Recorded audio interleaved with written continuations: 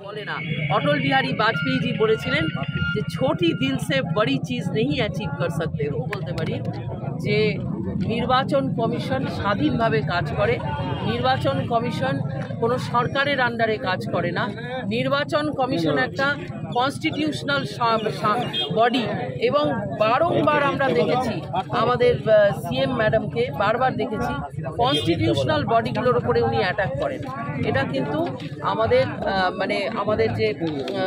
সমাজের যে স্টেবিলিটি সেটা সোশ্যাল স্টেবিলিটি বলুন পলিটিক্যাল স্টেবিলিটি বলুন তার জন্য এটা ক্ষতিকারক এবং আমাদের রাজ্য একমাত্র রাজ্য